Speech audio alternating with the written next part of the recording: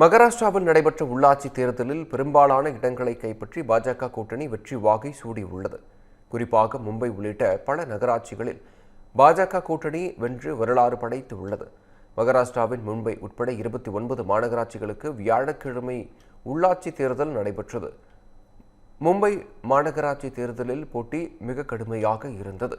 பாஜக மற்றும் துணை முதலமைச்சர் ஏக்நாத் ஷிண்டே தலைமையிலான சிவசேனா கூட்டணி ஒருபுறமும், உத்தவ் தாக்கரே தலைமையிலான சிவசேனா, ராஜ் தாக்கரேயின் MNS மற்றும் சரத்பவாரின் தேசியவாத காங்கிரஸ் கூட்டணி மறுபுறமும் போட்டியிட்டன.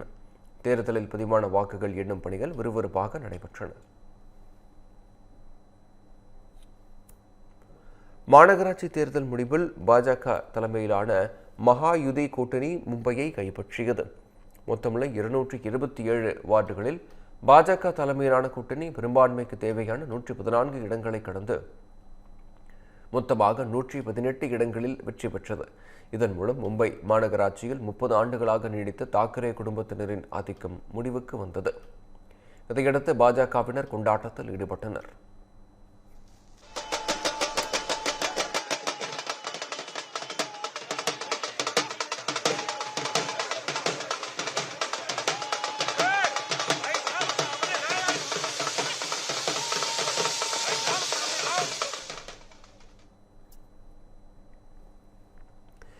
இதனிடையே வெளியான தேர்தல் இறுதி முடிவுகளின்படி மும்பை மாநகராட்சி தேர்தலில் மொத்தமுள்ள 227 வார்டுகளில் பாஜக 89 இடங்களை கைப்பற்றியது. தனிப்பெரும் கட்சியாக உருவெடுத்திருக்கிறது. உத்தவ் தாக்கரே தலைமையிலான சிவசேனா 65 இடங்களில் வென்றுள்ளது.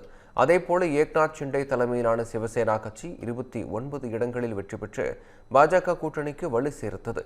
அதேபோல காங்கிரஸ் கட்சி 24 இடங்களிலும், ராஜ் தாக்கரேயின் MNS கட்சி 6 இடங்களிலும் வெற்றி பெற்று உள்ளன.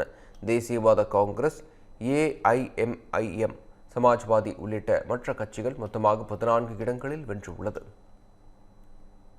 இந்த பண்டிகை நாட்களை முன்னிட்டு வில்லா மனைகளை முன்பதிவு செய்து ஸ்டாம்ப் டியூட்டியில் 50% வரை தள்ளுபடி பெறுங்கள். Premium villa plots across Tamil Nadu from 4.5 lakhs to 3 crores. Wandeyar G Square. For details call 8939750009.